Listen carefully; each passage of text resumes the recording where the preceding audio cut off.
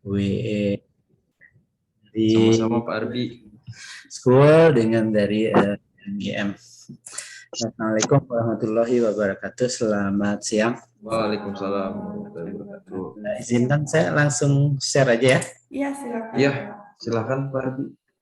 Oh iya, untuk informasi juga untuk webinar ini kita sudah mencapai yang terdaftar di G-Form ini sekitar 80 peserta. Jadi nanti kita sambil menunggu rekan-rekan kita untuk hadir.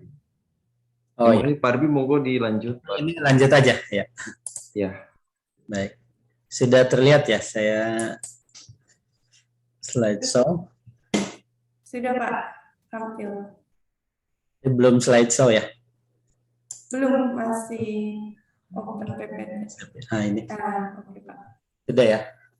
Oke, terima kasih tadi sudah diperkenalkan. Kita akan hari ini akan membicarakan masalah scanning electron microscope. Jadi akan dibahas sehubungan dengan aplikasi welding.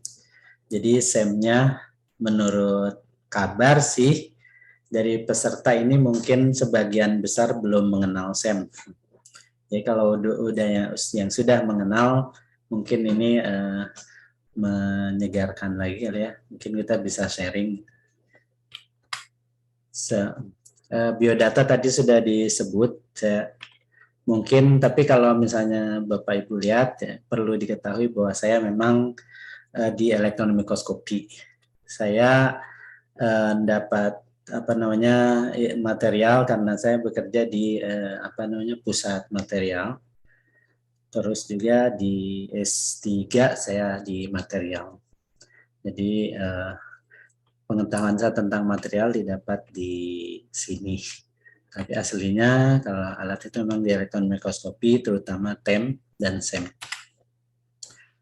Langsung saja ya. Mengapa SEM, Bapak Ibu?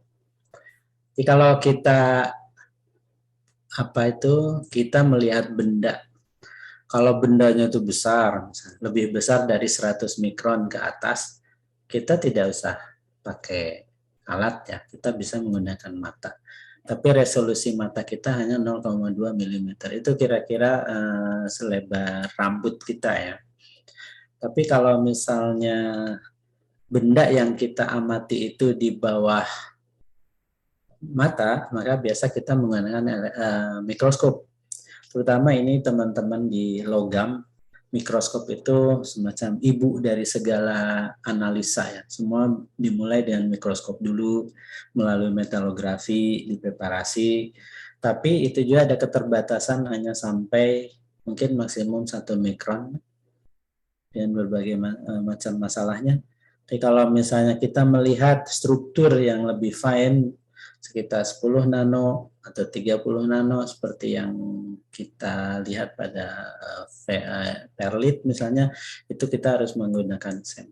Jadi SEM ini adalah mikroskop juga, cuma dengan resolusi yang lebih baik dari mikroskop optik.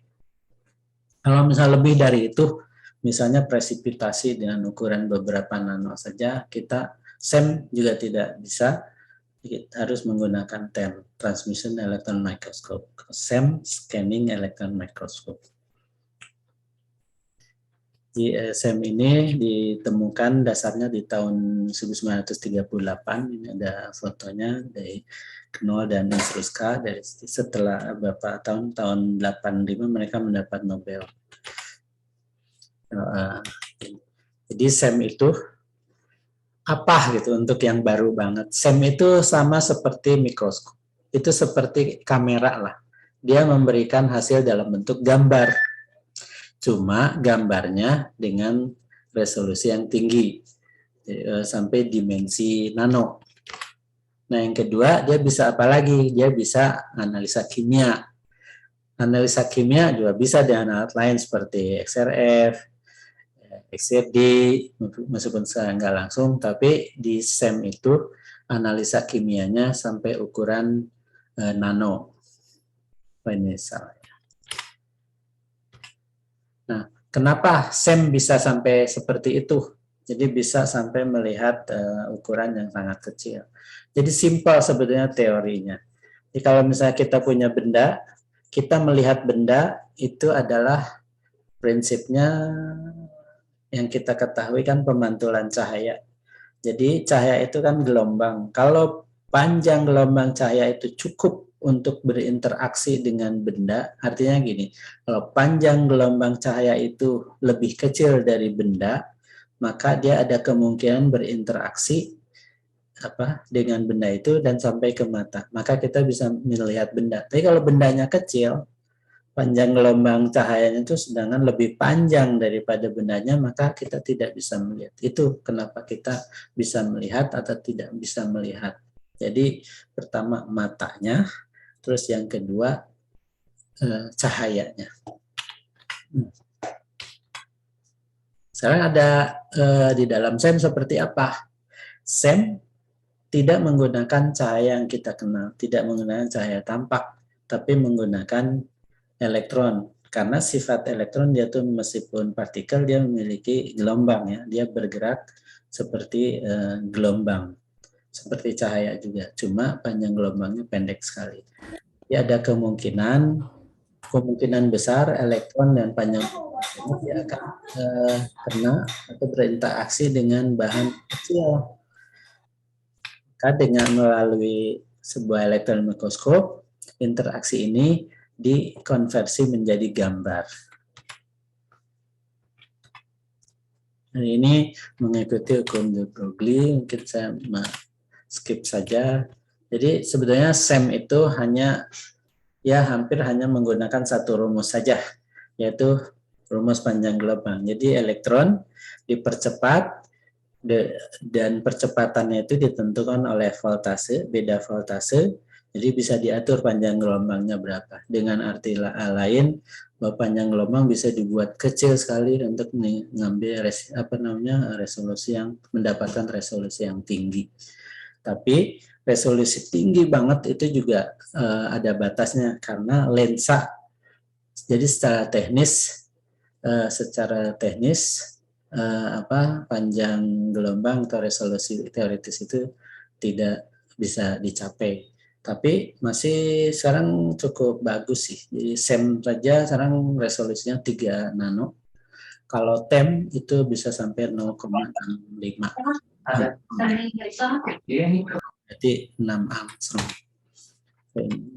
Nah, SEM sendiri sangat sederhana. Mungkin kalau Bapak Ibu mengenal mikroskop, ini persis sama, cuma bedanya bedanya dari komponennya. Misalnya komponen penyedia cahaya di dalam SEM itu penyedia elektron yang biasa disebut elektron gun. Itu sumber elektron, nanti dia masuk ke dalam pipa yang secara konsentris ada lensa. Cuma karena ini elektron, lensanya dalam bentuk elektromagnetik. Jadi dia itu coil yang kemudian dikasih arus, di tengahnya ada lubang, maka terjadi medan magnet yang berinteraksi dengan elektron karena dia bermuatan seperti ini. Terus nanti ada coil ini yang mengubah gerakan elektron dalam bentuk Z scan seperti dalam TV. Oleh karena itu istilah SEM ini muncul dari coil ini. Nah, setelah itu ada detektor yang mendeteksi interaksi dengan bahan, elektron yang berinteraksi dengan bahan, dia memberikan sinyal diubah secara elektronik masuk ke kamera. Monitor, kita bisa melihat monitor. Apa yang kita lihat di monitor, jadi sebetulnya itu adalah image processing, jadi gambar elektronik. Lain dengan mikroskop optik, kita melihat langsung gambar aslinya. Ini contoh dari sebuah SEM. Nah, kita kembali ke sumber elektron. Sumber elektron simpel saja, pada dasarnya dia adalah sebuah kawat. Kalau misalnya kita kawat bohlam ya, yang memiliki TM tinggi, titik lebur yang tinggi, dia dipijarkan, maka elektron di permukaannya dia akan bergerak cepat, Dan kalau diberi beda tegangan, dia ditarik dengan misalnya kutub positif, elektronnya akan loncat keluar dari kawat ini. Maka itu digunakan sebagai sumber elektron. Tapi sumber elektron bisa macam-macam. Jadi ada yang dari tungsten, kawat seperti ini, terus ada yang dari LAB6, ada dari tungsten juga ini, tapi dalam dalam bentuk seperti ini. Jadi memang sangat tajam, ini sekitar 100 nano ujungnya. Ini yang menentukan nanti jenis SEM. SEM biasa itu biasa menggunakan filamen wolfram atau filamen tungsten atau LAB6. LAB6 ini lebih awet daripada filamen biasa. Nah, untuk yang model seperti ini adalah khusus untuk field emisi gun. Jadi untuk SEM yang field emisi, ini nanti akan kita lihat. Nah, ini contohnya. Ini contoh-contoh SEM berdasarkan dibedakan berdasarkan sumber elektron yang digunakan. Misalnya ini ada di LIPI Cibinong, ya punya SEM dengan field emisi. Terus yang ini dengan Schottky. Sebenarnya Schottky itu dia elektrodanya wolfram dilapis dengan silicon oxide misalnya, supaya dia nanti ditarik dengan medan dipanaskan, ditarik dengan medan magnet, maka keluar elektron. Kalau field emisi itu dia dingin, ditarik langsung dari material untuk keluar si elektron. Nah, ini yang kita kenal biasa. Ini banyak sekali di kita di Indonesia yang memiliki SEM, kebanyakan model ini menggunakan term ionik, jadi wolfram yang dipanaskan. Nah, resolusi. Nah, apa sih bedanya gitu? SEM dengan elektron gun yang berbeda-beda, dengan sumber elektron yang berbeda-beda. Jadi ini adalah resolusinya. Resolusinya paling tinggi adalah field emission gun SEM. Setelah itu Schottky, setelah itu TRIEM. Oleh karena itu banyak orang bertanya, ini pakai FSEM atau bukan? Ada orang bilang FSEM atau FSEM, atau ini pakai SEM biasa. Ini karena itu. Karena perbedaan gun yang menentukan perbedaan resolusi. Fake lebih bagus, gambarnya lebih jelas dan dia resolusinya sangat tinggi. Nah, ini prinsip yang terjadi di sampel di dalam SEM, yaitu kalau misalnya ini sampel, jadi sampel di dalam SEM itu bulk biasa, bulk atau serbuk, itu termasuk bulk juga. Nah, ini ada elektron, tadi elektron gun dari sumber elektron dipercepat menumbuk kepada sampel ini, sebagian besar masuk ke dalam sampel menerobos, terus sebagian lagi dipantulkan. Nah, yang dipantulkan langsung itu adalah backscatter. Terus yang sudah masuk kemudian dia menendang elektron lain, itu secondary dan sebagainya. Nah, ini adalah jalur elektron berdasarkan simulasi Monte Carlo.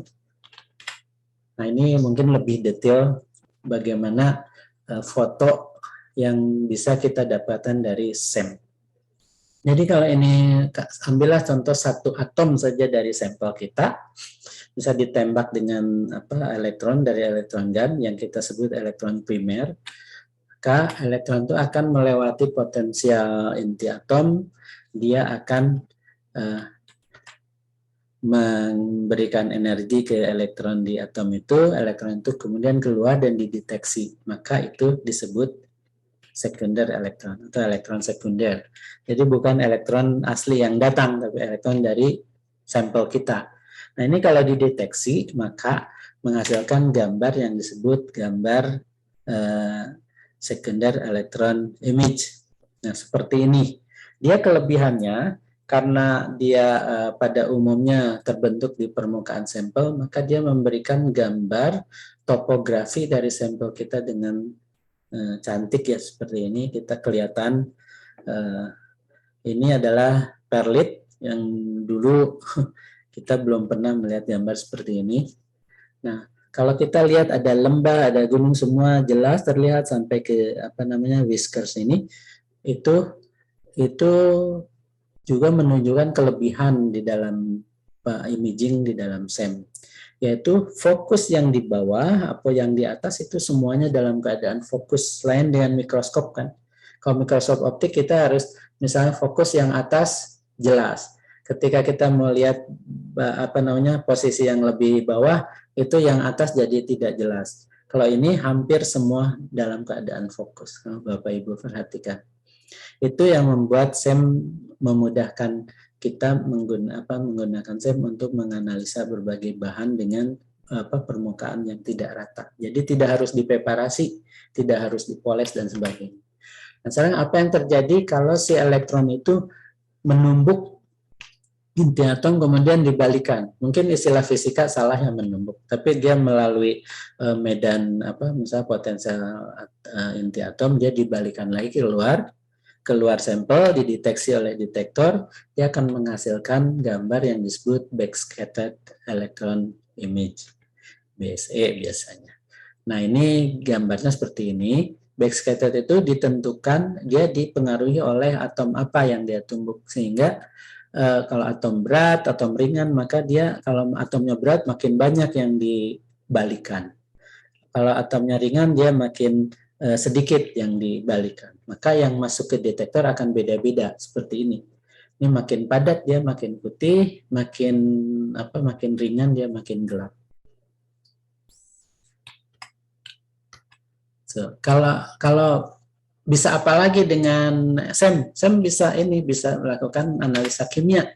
Ini kembali ke proses sekunder elektron, dia akan melepaskan elektron sekunder, tapi ketika dia meninggalkan posisi awalnya, dia akan mengirimkan emisi X-ray. X-ray ini bisa dianalisa dan dia menghasilkan peak dari spesifik atau karakteristik dengan atom yang ada di sampel itu. Jadi per atom ini lain dengan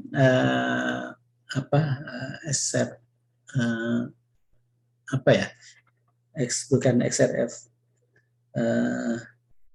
Saya lupa. Dia menghasilkan XRD. Ya? XRD. Bukan, satu lagi OES lah. Dia menghasilkan ikatan gitu. Nah, di dalam SEM dia hanya per atom aja. Jadi ada apa? Fe sebanyak ini, nikel sebanyak ini. Barium, kalau X-ray kan dia dari pantulan itunya ya, X-ray-nya. Nah, ini memang dari X-ray yang dihasilkan ketika elektron sekunder terbang. Nah, ini kita jadi dengan EDX kita bisa mengetahui elemen apa aja yang ada. Nah, dengan pengalaman atau dengan data bank, kita bisa memperkirakan berapa persen sih atom-atom ini. Terus kita juga bisa memperkirakan molekul apa yang mengikat Fe, Fe2O3 tapi tidak bisa dengan pasti. Nah, ini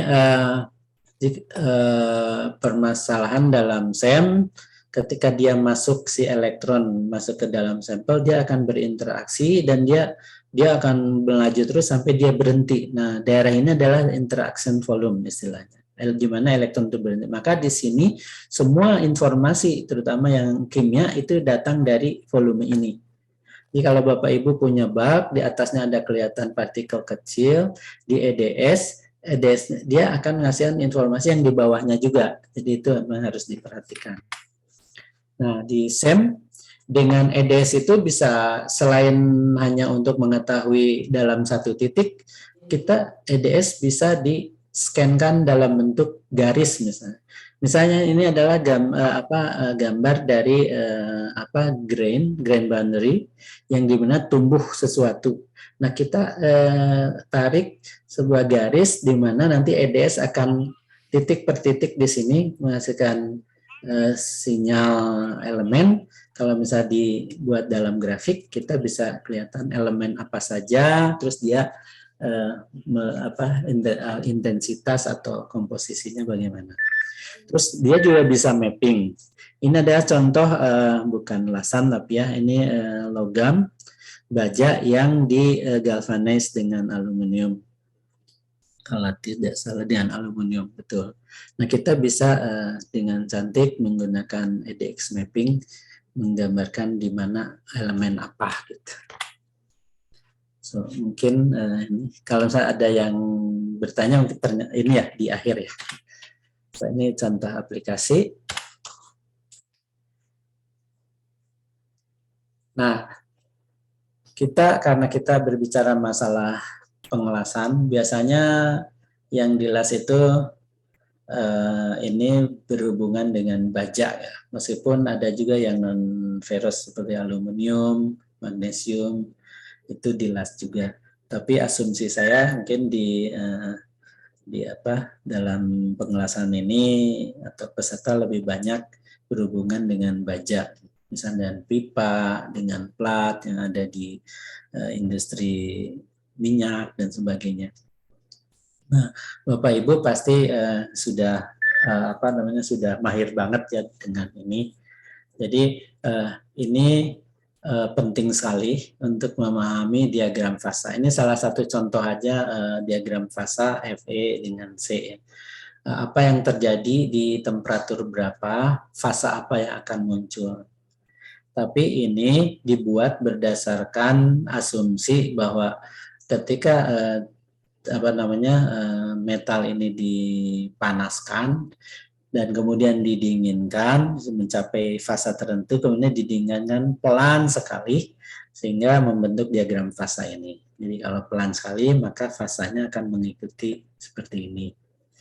Tapi kalau apa yang terjadi kalau kecepatannya tidak pelan sekali, jadi ada kecepatan turunnya temperatur, itu biasa menggunakan diagram seperti ini, sensitivity diagram kah, atau diagram Martensit diagram biasanya orang bilang, atau sensitivity. Jadi tergantung seberapa cepat didinginkan, maka fasa yang terbentuk seperti apa. Kalau misalnya ini cepat sekali, maka dia terbentuk Martensit. Kalau misalnya jadi turun langsung dan cepat, kalau misalnya agak lebih lambat waktu muncul bayangan, saya pikir ini teman-teman di Lasan sudah paham betul terkait ini. Jadi ini harus menjadi basis pemahaman menginterpretasikan gambar hasil SEM. Nah, ini contoh, ini sangat klasik. Ini contoh metalografi. Biasanya kita poles sampel, kemudian kita etsa, kita masukkan ke dalam mikroskop optik. Kita akan menghasilkan gambar yang berbeda dengan ini. Ini hasil SEM. Kelihatan menurut saya ini sangat jelas gitu ya. Itu perbedaan warna bisa ditentukan oleh perbedaan atom, mungkin perbedaan orientasi kristal, terus perbedaan mikrostruktur kristal kayak hitam sampai putih. Ini baja standar ya. Jadi asumsinya ini ada ferrit, mungkin ini ada twin, mungkin austenit, mungkin ada sebagian kecil perlit. Ya. Jadi dalam SEM Bapak Ibu bisa melihat ini grainnya juga, grain boundary dengan jelas seperti itu. Meskipun dengan mikroskop optik pun kita bisa menganalisa benda yang sama ya, tapi perbedaan kualitas sangat jelas. Kayak twin misalnya ini sangat jelas bisa terlihat di sini. Nah, ini gambar SEM contoh, biasa karena pengelasan paling ya berurusan dengan martensit, pembentukan martensit, bainit, terus mungkin sedikit austenit atau perlit. Ini contoh martensit hasil SEM, ini bainit. Orang bilang bainit sama martensit itu saudaraan. Jadi kalau misalnya pendinginannya cepat sekali, maka dia terbentuk martensit. Kalau misalnya agak lebih lambat, maka terbentuk bainit. Itu tergantung jarak, misalnya posisi pusat lelehan segala macam. Nah, ini yang tadi, ini adalah perlit. Ya, cantik sekali ya. Bisa kelihatan dalamnya ini cemented. Kemudian ini diantaranya itu perlit, ferrit. Jadi ketika dietsa, yang ferrit lebih cepat teretsa, yang lebih tahan dia akan menonjol, yang cepat teretsa dia lebih dalam. Jadi, kenapa perlit bertahun-tahun sampai mungkin ratusan tahun dianggap sebagai fasa yang hitam? Nah, sebetulnya adalah bentuk seperti ini yang dia saling memberikan bayangan ke plat dari satu lamela ke lamela lain, jadi kelihatan seperti gelap di dalam mikroskop optik. Di dalam SEM bisa terlihat bedanya. Misalnya ini grain pada material di reaktor ya. Ini adalah zirconia alloy di grain boundary tumbuh ini di dalam SEM terlihat. Ini kita bisa mengetahui langsung posisi di grain boundary ini apa dengan EDS bisa muncul langsung. CRF atau XRD semua kena, jadi kita belum bisa bedain dari mana ini komposisi ini dalam SEM bisa.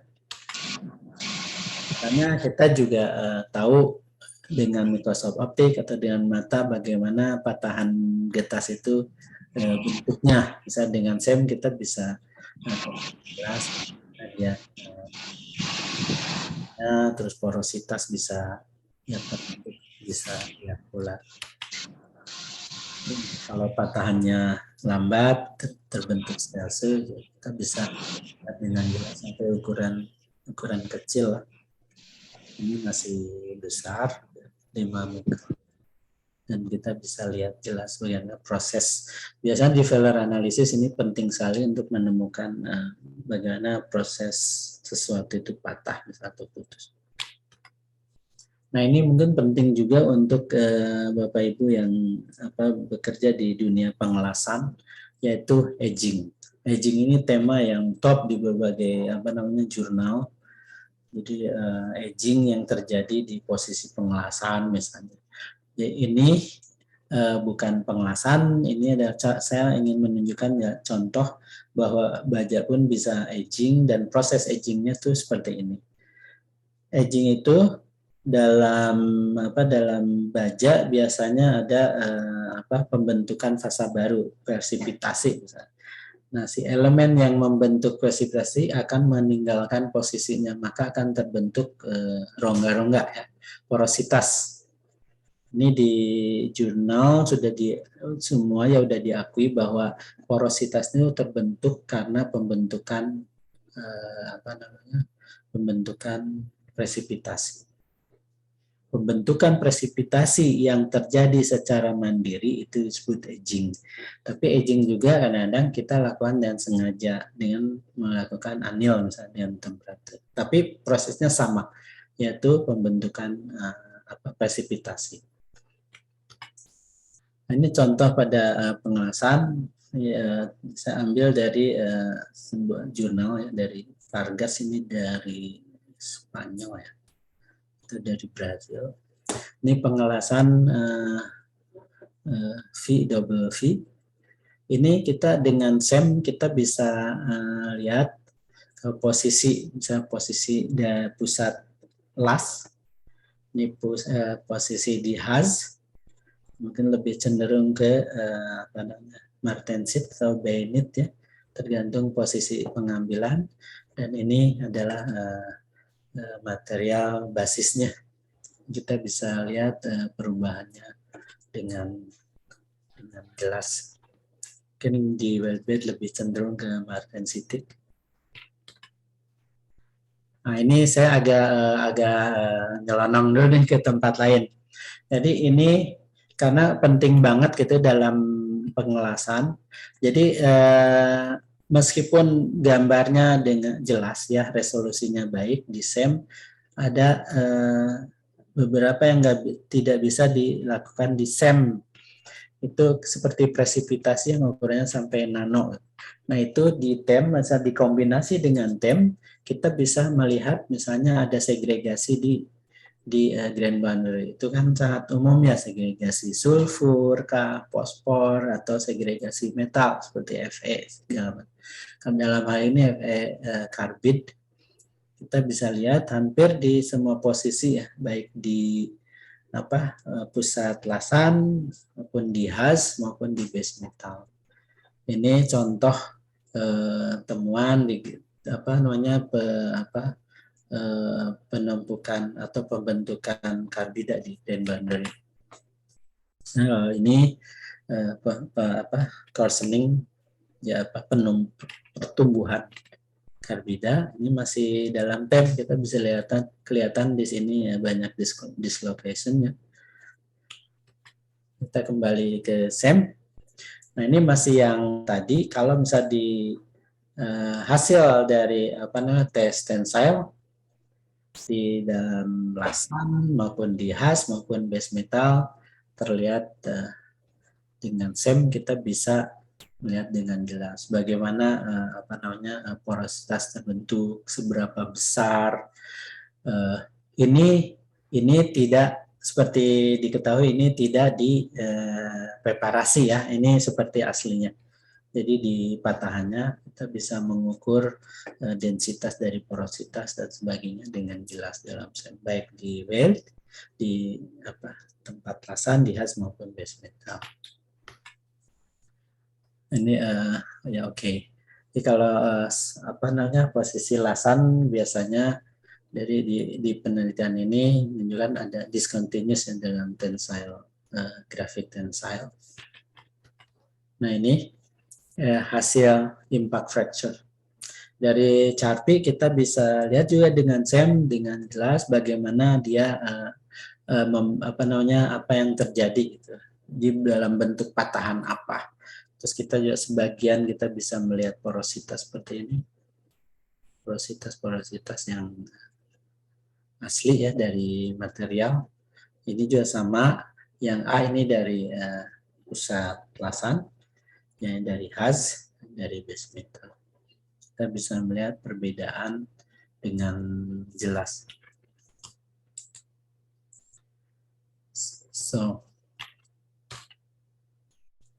Nah, ini juga yang jadi masalah dalam lasan selain itu adalah korosi. Jadi misalnya posisi dia di pipa minyak atau pipa bahan kimia atau di pantai, maka oksidasi jadi permasalahan. Sangat sulit kita menganalisa oksidasi dengan mikroskop optik, sudah jelas. Mungkin hampir dikatakan tidak bisa dengan jelas gitu. Tapi kita bisa menggunakan misalnya dengan XRD atau dengan XRF. Tapi lagi-lagi permasalahannya kita tidak bisa melihat barangnya gitu. Seperti apa bentuknya, karena bentuk oksidasi ini sangat menentukan analisa, terutama untuk mereka yang menganalisis failure analysis, yang menganalisis kegagalan pada lasan misalnya atau pada base metal, maka informasi seperti ini sangat penting. Dan kita mengetahui menggunakan EDX kita bisa posisikan EDX itu di tempat yang kita mau, bahkan hanya satu grain bisa dianalisa dia tuh komposisinya apa. Mungkin ini adalah misalnya struktur yang kompleks dari mikrostruktur ini, dari oksidasi ini. Bisa jadi ini adalah gabungan oksida dari berbagai elemen. Nah, itu dengan SEM kita bisa taruh difokuskan misalnya di titik mana kita bisa kita mengukur dengan EDX. Kita bisa mengukur satu bidang ini, kita bisa menentukan taruhlah posisi ini. Saya meragukan misalnya bahwa partikel ini berbeda dengan partikel ini, mungkin dari mikrostruktur. Nah, kita bisa taruh poin di sini, kemudian kita run EDX yang hasil dari elemen kimianya hanya khusus di partikel itu saja. di posisi itu saja. Ini yang membuat EDX lebih disukai ya untuk penentuan seperti ini. Selain image yang fokus hampir di semua bidang, baik di bawah maupun yang di paling atas ini, paling bawah, semuanya dalam keadaan fokus. Ini contoh lain, ini adalah pengelasan yang lebih cenderung ke soldering, brazing. Ini di katalisator kendaraan bermotor. Kalau dulu pakai keramik, nah sejak beberapa tahun belakangan menggunakan logam dalam bentuk plat, kemudian dianyam seperti ini, di roll ini, tapi permasalahan di brazing suka terbentuk presipitasi. Presipitasi ini membuat dia jadi getas. Ketika dalam penggunaan dalam aplikasi ini sering terjadi keretakan. Ini kasus ini cukup membuat pusing ya, Emitek GmbH datang untuk mengetahui apa yang terjadi. Ternyata setelah di-SEM kelihatan banget ya presipitasinya segala macam, tapi masih belum tahu komposisinya apa. Nah, ini fungsi SEM mapping.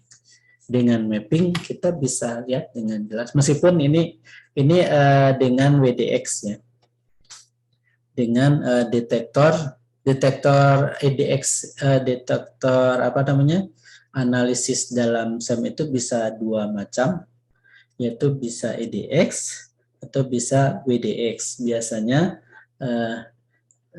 yang WDX itu resolusinya lebih tinggi. Tapi orang biasa tidak bicara masalah SEM, tapi masalah EPMA, Electron Probe Microanalysis. Tapi ini pada dasarnya sama dengan EDX pun hasilnya seperti ini. Jadi di mapping elemen apa, ada posisi di mana, ini bisa kelihatan dengan bagus. Di sini misalnya bahwa tidak ada oksidasi nih di metalnya. Jadi itu bukan peristiwa oksidasi, rupanya ini peristiwa presipitasi di saat masih keadaan cair. Jadi pada proses pendinginan. Menarik gitu ya. Di sini informasi dalam gambar ini semua yang hitam itu tidak ada apa-apa. Semua yang terang itu ada elemen. Tergantung misalnya di elemen Fe ini, maka yang hitam tidak ada Fe, yang kuning ini ada Fe. Tapi kalau kita lihat intensitasnya, maka menunjukkan seberapa banyak elemen tersebut ada di posisi itu. Saya pikir ini mungkin sudah tahu semua, logis ya. Ini saya tampilkan lagi, mungkin saya agak lebih detail. Ini mapping ini di SEM kira-kira bisa diambil dalam waktu mungkin 15 menit paling lama ya. Jadi, cepat sekali. Kadang-kadang mungkin 5 menit sudah selesai atau 10 menit. Ini kita bisa lihat sebaran elemen ini gambar image biasanya. Ini gambar fotonya. Ini adalah gambar elemen. Jadi, kita bisa melihat dengan cantik sekali di mana aluminium itu berada. Jadi di sini posisi ini aluminium banyak, kemudian di sini mengandung aluminium tapi dengan konsentrasi yang sudah berkurang. Di posisi metal ini galvanizing ya, zinc aluminium layer. Kita bisa lihat di sini tidak ada aluminium di logamnya. Di permukaan galvanis ini banyak oksida. Ini Fe tidak hanya di metalnya, ternyata dia masuk ke dalam lapisannya. Jadi bisa kelihatan di sini banyak Fe, di sini sudah berkurang. Jadi dari sini kita bisa memprediksi fasa apa yang terbentuk. Meskipun kita tidak bisa bilang berapa persen elemen apa ada di posisi mana dengan mapping ini. Itu hanya bisa dilakukan menggunakan poin EDX. Tapi kalau misalnya bisa pula dengan line seperti tadi ya. So, oh, sudah habis. Saya pikir demikian, mungkin saya lebih cepat dari jadwal, mungkin biar diskusinya juga lebih banyak. Ya, Dan terima kasih. soalnya ini partisipannya juga antusias, Pak. Banyak yang bertanya. Oh ya, boleh. Iya, Ini saya keluar atau gimana? Saya keluar dulu ya, biar kelihatan. boleh. Ya, kita buka saja langsung discussion session ya untuk partisipan tadi yang sudah beberapa mengajukan pertanyaan. Boleh dimulai dari Pak Pandu ya, tadi yang pertama mempunyai pertanyaan.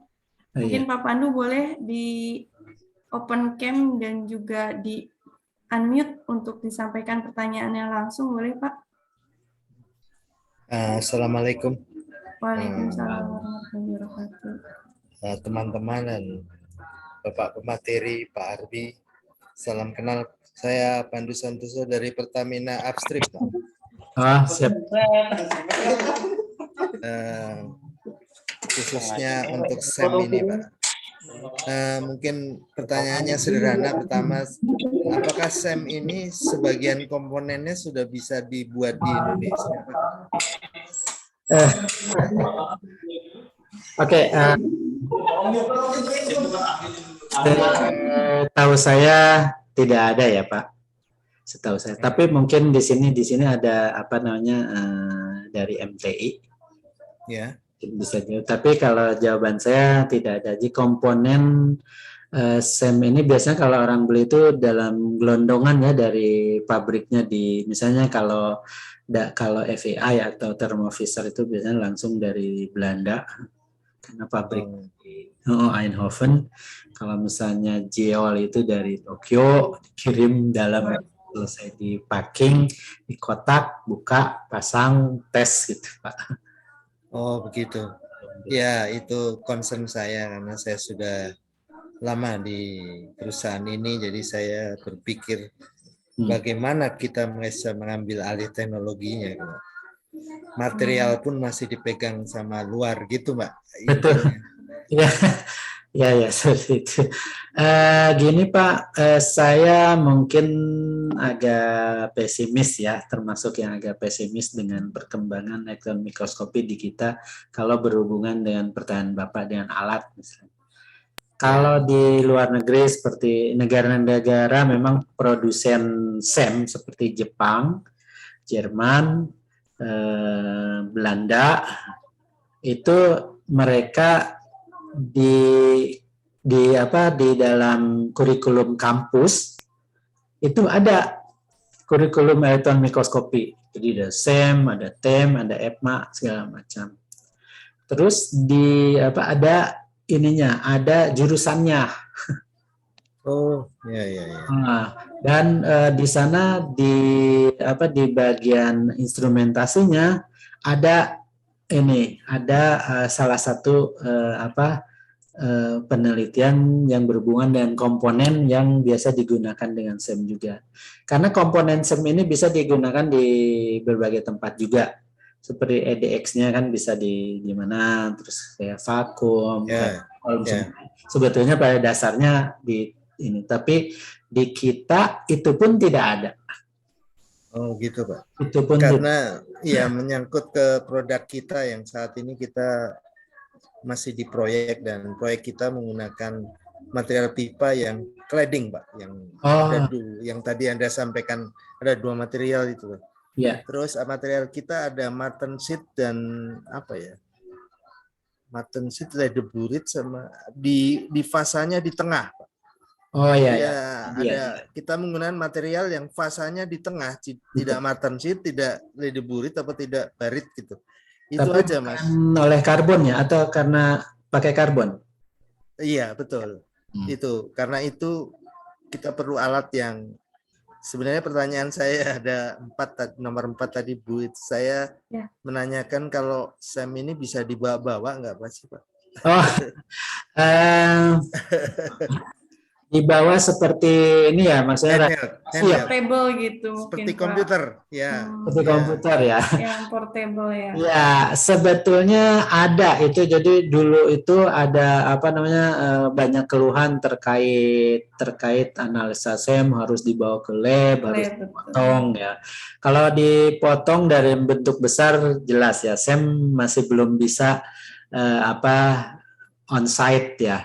Oke. Karena si barangnya harus dipotong. Maksudnya nggak bisa gelondongan pipa gitu, seperti NDT. Tapi kemudian di tahun-tahun berapa ya, mungkin tahun 90-an aja sudah ada solusi itu dibuat SEM yang portable. Ya, lebih kecil. Di komputer ada. Tapi Pak, saya nggak tahu di sini, saya tahu di sini ada teman-teman yang memang penyedia itu ya, penyedia alat SEM ya. Mungkin ini jangan tersinggung. Ini kenyataan saya sebagai ketua asosiasi mikroskopi melihat itu kurang begitu sukses. Oh, gitu. Karena ternyata memang resolusinya kurang bagus, terus perbesaran juga terbatas, analisa juga terbatas. Di keterbatasan ini membuat sebagian institusi itu kalau misalnya saya mengeluarkan 2M misalnya untuk SEM, kalau saya tambah 2M atau 1M lagi saya dapat yang sederhana SEM yang resolusinya bagus gitu Pak. Ya, di industri kami memang cocok ini webinar buat kami Pak. Oh iya. Benar, saya benar lihat Martin sheet, lihat Readerburit itu dari arah pendekatan yang lain. Jadi ya, buat saya itu lebih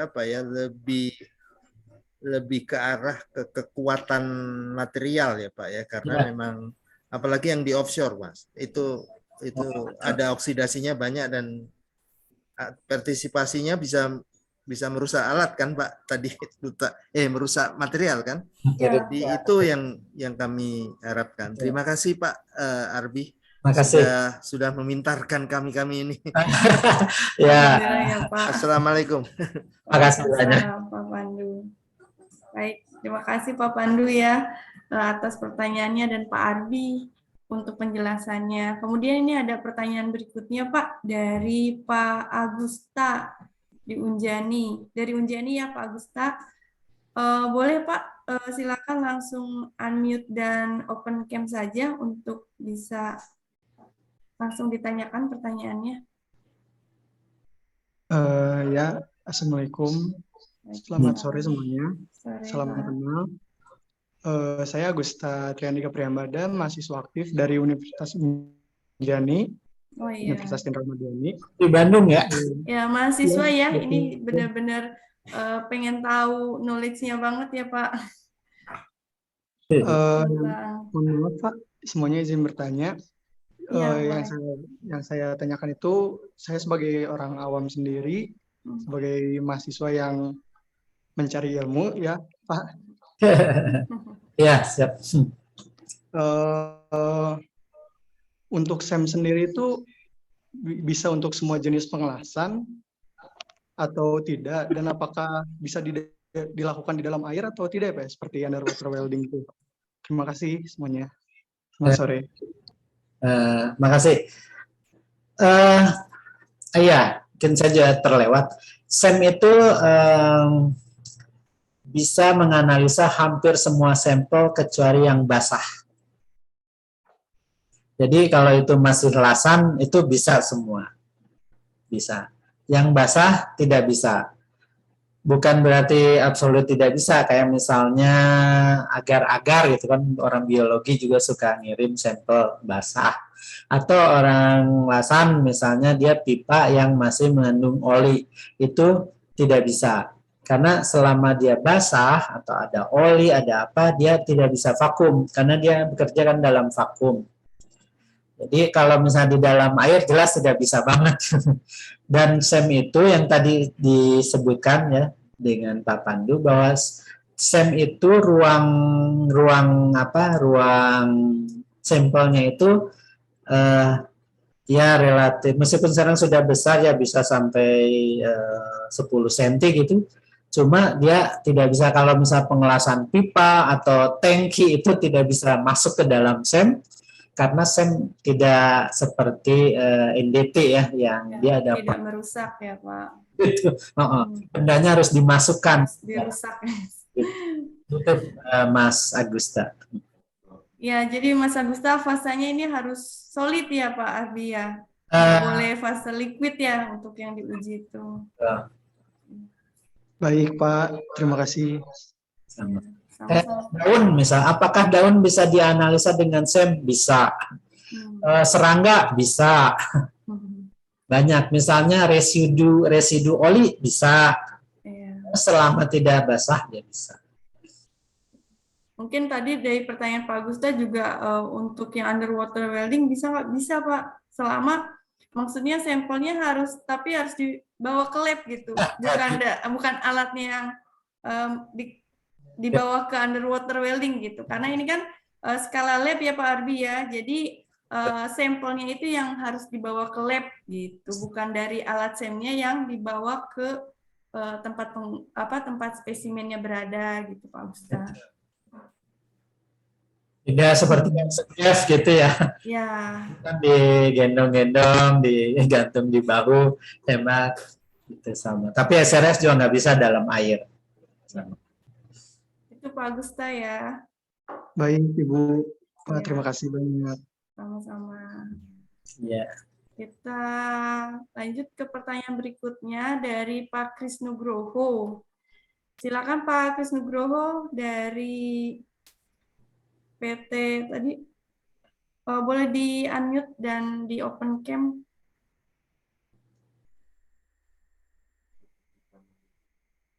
Pak Krisnugroho dari PT Citra Mandiri. Oh, Citra Mandiri. Halo ya. Assalamualaikum. Waalaikumsalam ya Pak Kris. Nah, itu pertanyaannya ada di Q&A-nya tadi. Saya Baik. lagi di konsepnya. Baik, saya bacakan aja ya Pak Kris ya. Ya. Iya, lagi sambil mencari ilmu sambil bekerja ya Pak.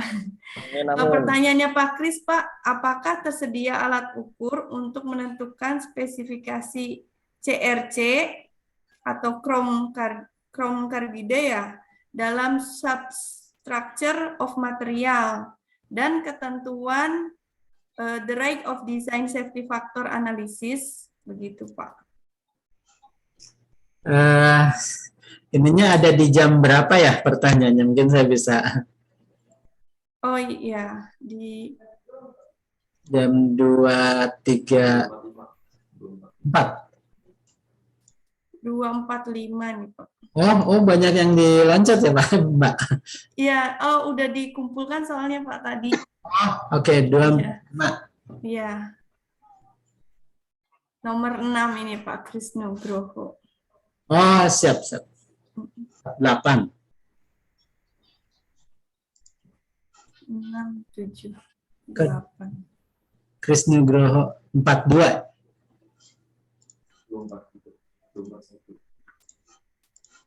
Iya, ada yang 3 ya. 241 juga ada Pak. Iya. Ada 3 pertanyaan Pak Kris itu. Yang nomor 6 bukan? Betul, nomor 6, nomor 7 dan nomor 8. Apakah tersedia alat ukur untuk menentukan spesifikasi dalam substruktur di material? Ya, itu dengan EDS itu Pak. Jadi di dalam SEM dengan EDS, cuma misalnya kalau chrome karbidanya itu presipitasinya dalam, misalnya dia baru terbentuk seperti biasa untuk hardening, precipitation hardening, itu SEM sayangnya tidak bisa mengukur karena itu sangat kecil ya, mungkin ukurannya nano ya, itu sulit. Tapi kalau ukuran besar seperti saya tadi contoh contoh pembentukan FEC di baja jembatan di Inggris itu bisa terlihat dan bisa diukur dia komposisinya seperti apa. Terus yang ke nomor 7, apakah tersedia program software SEM dalam menentukan pilihan grade, class, size of material untuk menentukan high quality product and price? Tidak ada, Pak. Di SEM itu dari SEM-nya sendiri, dari factory itu hanyalah sama seperti Microsoft Optic. Jadi kalau kita beli SEM, kita dapat alatnya sama manualnya. Tapi mengenai software lain, itu kan lebih cenderung ke scientific software ya. Misalnya menentukan pilihan, itu kita biasanya menggunakan software-software lain yang biasa digunakan di imaging. Gitu, seperti misalnya sebaran partikel. Kan kadang-kadang kita ingin tahu misalnya porositas ukuran berapa, ada berapa banyak, densitasnya itu kita biasa menggunakan software yang mendeteksi otomatis edge dari misalnya presipitasi yang besar ya atau porositas. Itu. Kalau softwarenya sendiri tidak ada.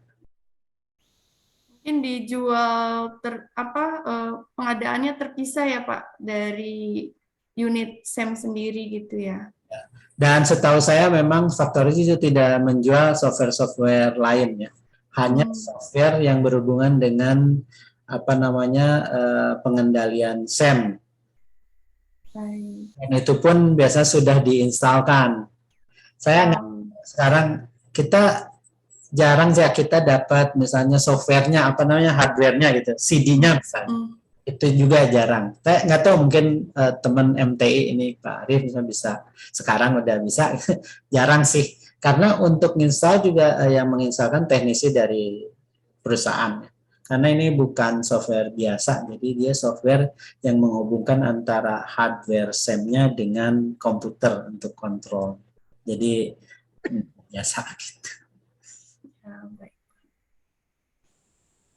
Kemudian pertanyaan yang ketiga dari Pak Krisnogroho nih Pak. Saya berminat sekali itu ya? Iya betul. Saya benar mengikuti program training center SEM. Oh ya. Oh, itu mungkin yang jawab WC ya? Ya, nanti kita bisa adakan ya Pak sebagai fasilitator untuk training SEM gitu ya Pak. Betul. Nanti kita lebih lanjut lah Pak, kita email. Emang training SEM itu ada 3 kategori ya. Sekarang kan udah ada sertifikasinya juga ya. Ya betul Pak. Yang awal banget, terus yang medium, sampai yang advance dan operator. Dan biasanya kita langsung di alatnya. Betul, Pak. Baik, terima kasih Pak Kristianto pertanyaannya. Kita lanjut ke pertanyaan berikutnya. Ada Pak Azizi. Saya ingin bertanya, apakah apa ada Pak Azizinya biar bisa langsung ditanyakan Pak Azizi? Biar lebih jelas pertanyaannya ya. Ya. Ya, silakan. Kedengaran nggak suara saya? Ada Pak. Yes. Perkenalkan nama saya Azizi, saya dari Tangerang. Ya, mau bertanya kalau SEM itu bisa nggak sih digunakan untuk mengobservasi korosi pada hasil asam gitu Pak? Dan umum nggak sih? Terus apakah SEM ini bisa melihat nggak sih korosi mikro seperti korosi intergranular gitu Pak? Terima kasih. Pertanyaan bagus banget nih Pak. Ya. Ini Pak Azizi sedang ada penelitian juga terkait pengelasan. Pak Azizi dan Bapak-Bapak Ibu yang lain, SEM ini lahir di tahun 1938 untuk melihat benda-benda di bawah 0,2 mm. Di kemudian hari ternyata banyak sekali, terutama di logam, itu penelitian berhubungan dengan korosi. Karena dengan Microsoft Optic tidak bisa. Dengan SEM itu memang alatnya. Jadi bisa melihat perkembangan misalnya SEM misalnya oksidasi berapa menit, sekian menit, yang penting kering ya.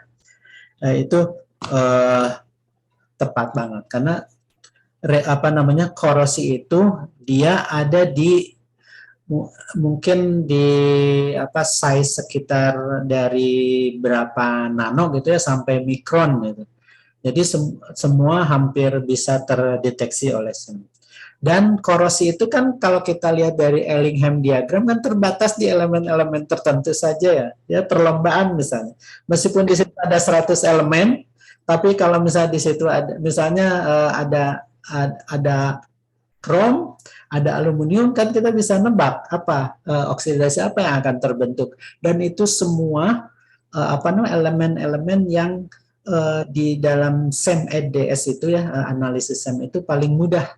Jadi kan ada tiap alat itu misalnya menganalisa elemen ya. Dia bilang elemen ini susah, elemen ini mudah gitu. Karena misalnya sulit karena elemennya terlalu kecil atomnya. Sehingga dia sinyalnya kecil sekali.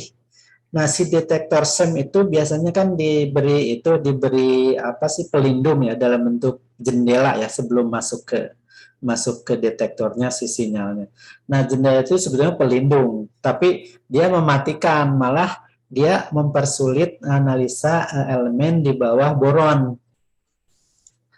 Nah, untuk Fe, untuk krom, untuk aluminium dan oksidanya itu memang pas sekali. Itu Pak. Misal apa dia itu intergranular itu bisa terlihat, apa dia itu transgranular, biasanya di dalam grain atau di dalam grain boundary itu bisa terlihat. Cuma memang kalau misalnya kita mau menganalisa bagaimana korosi itu yang lahirnya seperti apa gitu. Atau misalnya presipitasi, kan bentuk presipitasi juga ya, presipitasi oksida.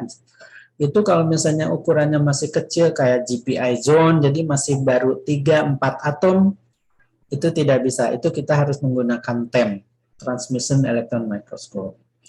Harganya itu mungkin 5 atau 6 kali lipat dari SEM. Tapi hasilnya kita bisa melihat atom ya, sampai ke posisi molekul. Itu Mas Azizi. Terima kasih Pak. Lebih mikro lagi ya Pak ya kalau untuk TEM gitu. Itu sub-angstrom bahkan.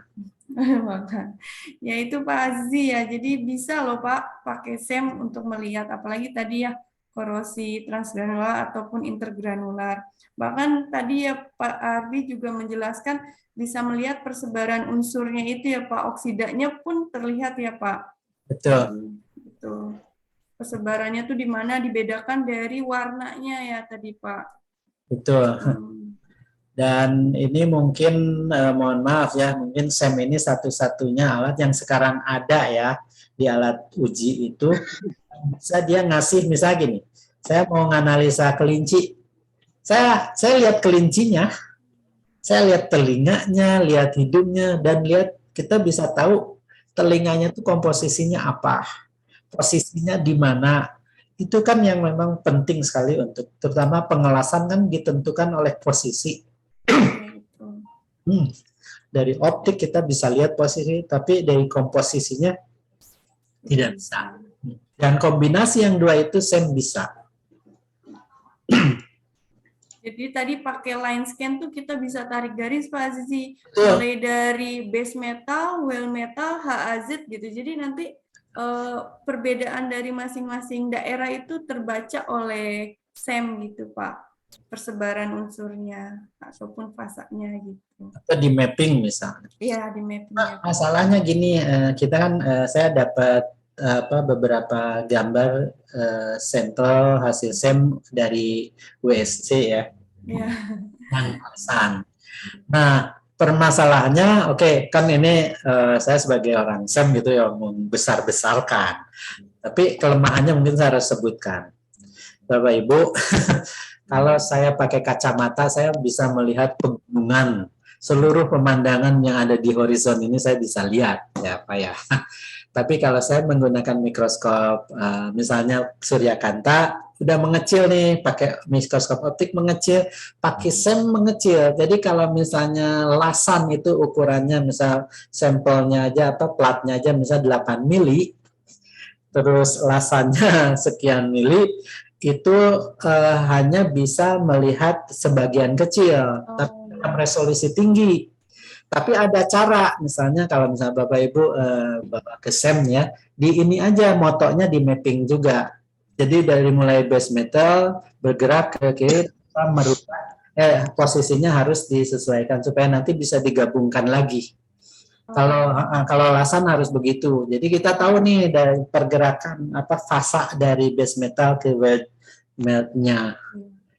Oh, begitu ya Pak Arbi. Jadi mungkin terlalu lebar ya Pak. Sampel itu daerahnya gitu ya. Daerah hazardnya mungkin terlalu lebar, base metal, weld metalnya, sehingga untuk melihat dalam satu kacamata itu tidak tampak gitu ya Pak. Jadi kayak itu persis kita lihat gajah pas depan mata. Baik, iya. Ya itu kelemahan di SEM. Di satu sisi dia bisa resolusi tinggi, sisi lainnya jadi luas yang dilihat dalam satu pandang itu kecil. Baik Pak. Biasanya orang buat panorama itu Bu. Ya. Panorama itu dari base metal terus bergeser sampai ke weldnya. Metal, oh baik. Ya, jadi nanti bisa kita bandingkan ya perbagian. Bisa kita bandingkan, sambung-sambung. Baik. Makasih banyak Pak Arbi informasinya ya dari menyambung pertanyaan dari Pak Izi tadi. Kita lanjut nih Pak, ada pertanyaan berikutnya. Ada dari Pak Yanuar. Pak Yanuar ya. Ya, silakan Pak Yanuar, boleh open cam dan unmute untuk bacakan pertanyaannya.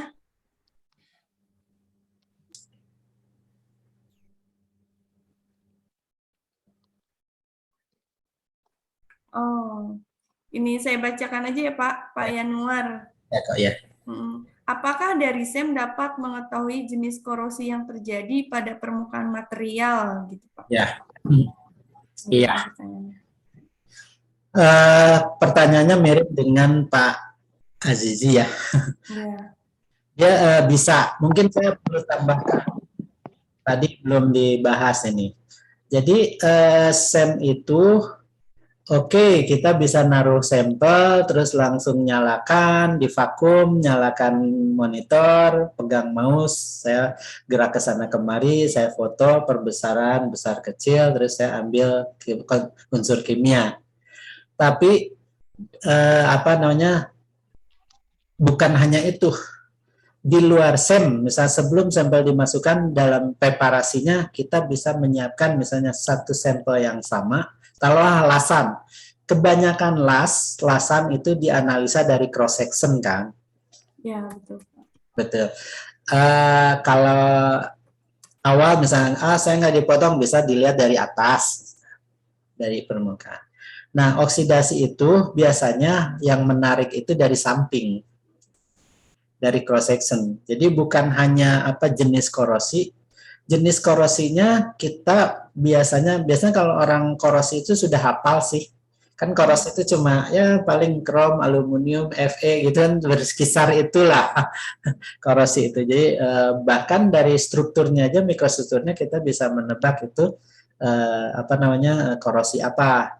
Tapi dalam kan ada EDS dengan EDS. Tapi kita juga dengan cross section itu kita bisa lihat korosinya seperti apa, terjadinya di mana. Biasanya di failure analysis ya saya gambarnya justru saya keluarkan ini kemarin. Mungkin kalau mau saya tunjukkan, nanti saya cari lagi sebentar. Jadi orang-orang produsen baut misalnya, itu tiap hari masalahnya. Jadi mereka dapat orderan misalnya 1 juta pieces, terus dikirim ke industri otomotif, dipasangkan ke mesin, dites. Besok paginya CS yang bertugas menyapu pabrik menemukan 3 kepala baut lepas ya, putus. Nah, itu tuh membuat pusing. Semua mesin harus dibongkar lagi, terus perusahaannya nggak happy, dia akan datang ke perusahaan penyedia baut, dia minta ganti rugi atau balik lagi, paling banter ya.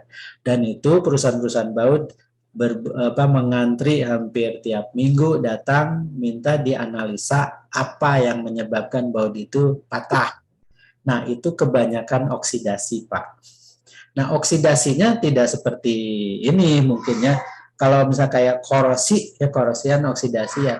Korosi itu misalnya di lasan biasanya setelah berapa lama lasan itu terkorosi, jadi udah kelihatan besar. Tapi kalau di baut itu nggak ada korosi. Kalau udah korosi itu memang bautnya udah kebangetan banget gitu. Tapi biasanya korosi dalam bentuk kecil. Jadi misal nano, biasa di micro crack, kita nggak kelihatan di permukaan. Dia akan tumbuh lahir pertama kali di micro crack, di channel, misalnya di grain boundary. Karena oksida itu kisi atomnya ya, molekulnya tuh lebih besar biasanya daripada bajanya, maka dia akan ngedorong kalau misalnya tumbuh di dalam grain atau di dalam grain boundary, dia akan mendorong atom-atom di sampingnya, dia membesar, dia ngasih jalan, ngebuka oksigen masuk lebih banyak. Itu mulailah oksidasi keluar, yang mungkin Januar sebut ini korosi. Itu sudah besar sekali, itu udah tebal. Nah, itu pun dengan SEM bisa ketahuan. Begitu jawabannya Pak Yanuar mengenai korosi ya. Jadi sebetulnya dari SEM itu kita bisa lihat, tapi dengan lanjutan analisa ya Pak. Jadi bukan dari SEM-nya sendiri langsung membaca dan menghasilkan analisa, tapi harus engineer-nya gitu ya Pak yang menganalisa. Tapi SEM itu sebagai alat bantu tanda-tanda atau jenis-jenis korosi apa yang terjadi pada sampel tersebut gitu Pak. Biasanya orang pakai untuk ini, untuk inspeksi atau untuk menentukan misalnya pipa, misal lasan di pipa ini umurnya masih berapa. Jadi untuk mengukur sisa dari umur sebuah komponen. Jadi kita kan harus jauh hari udah tahu, sebelum korosi udah ketahuan nih, oh berapa lama umur pakainya ya Pak. Dari situ. Ya. Boleh saya tunjukkan? Iya Pak, tadi juga ada yang bertanya, boleh kalau ada info gambarnya sekalian ditampilkan gitu Pak, biar lebih terbayang visualisasinya ya oleh peserta webinar. Saya tunjukkan.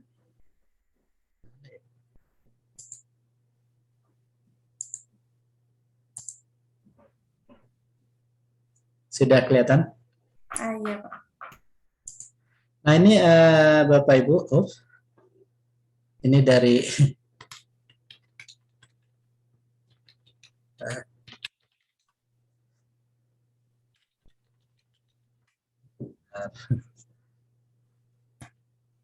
harus loncat sebentar. Nah ini, jadi yang baut tadi, misalnya ada baut patah. Karena baut itu biasanya dikembalikan oleh customer itu masih baru kan, jadi hari ini dikirimin, besok dipasangin, lusanya ketahuan ada yang patah gitu. Biasanya di kepala sih kalau di otomotif. Itu kan membuat pusing itu. Jadi ya, cepet banget ya Pak rusaknya gitu. Baru gitu. Jadi baru beli.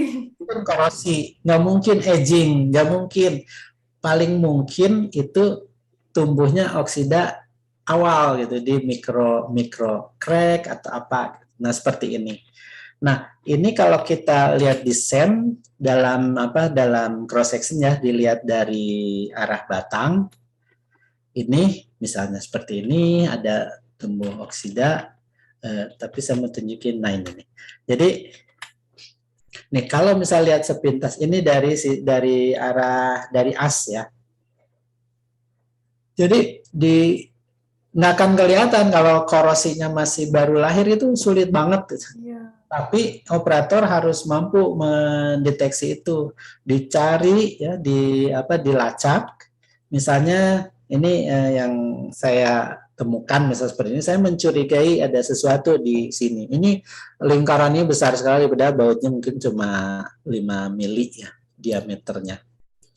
dikeliling, terus ini kalau diperbesar, saya perbesar terus ini sebelah kiri.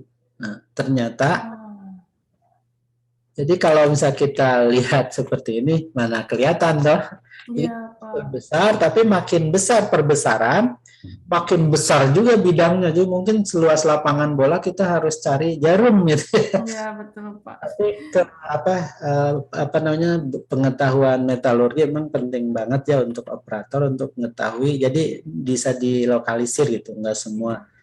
Nah ini kalau misalnya kita berbesar, ternyata di sini ada. Ini kan di dalam baut. Iya, Kita tidak akan pernah menemukan korosi di luar baut. betul, Pak. Lihat, Sekali. kalau kita lihat nih volumenya lebih besar tuh.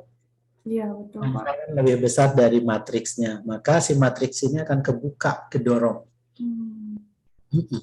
Meskipun dia itu seperti keramik, dia mudah pecah. Tapi kalau dia di dalam matriks, dia akan mendorong apapun juga. Dia akan memecahkan apapun juga. Nah ini kalau ini berbesar lagi. Nah ini tadi permukaannya nih. Jadi kalau dari permukaan belum ada korosi yang ya, produk korosinya belum terlihat ya Pak. Ada. Karatnya tuh belum terlihat ya Pak. Kelihatan. Nah dari dalam dia keluar, ngebuka dulu supaya oksigen masuk, atau biasanya kalau misalnya Fe itu Fe yang keluar, kationnya keluar, ketemu oksigen, terbentuklah di sini. Nah, dia akan menyebar ke permukaan. Ini permukaannya bawah. Ini batang. Kalau misalnya kita analisis, ini apa? Ini failure analysis ya untuk mengetahui. Jadi perusahaan baut itu suka banget kayak gini. Karena atau ya jadi bisa tahu gitu ya apa yang menyebabkan. Nah ini kalau kita lihat ini Fe, oksigen, karbon kemungkinan misalnya oli atau dari tangan, minyak dari tangan. Ini kemungkinan besar FeO. Dan tidak mungkin Fe2O3 misalnya atau Fe3O7. FeO ini sangat cepat. Jadi kalau iron oxide terbentuk maka FeO dulu. Kan dia sangat cepat dia dalam hitungan waktunya tuh pendek lah gitu ya oke. Itu Pak ya.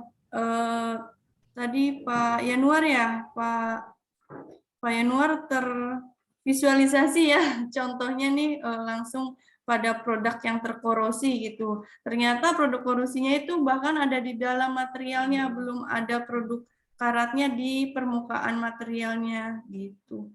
Sampai di situ kita bisa sebagai engineer kita mau tahu nih penyebabnya apa ya Pak. Maka dilakukan pengujian SEM untuk mengetahui struktur mikro yang ada di dalam material tersebut ya Pak.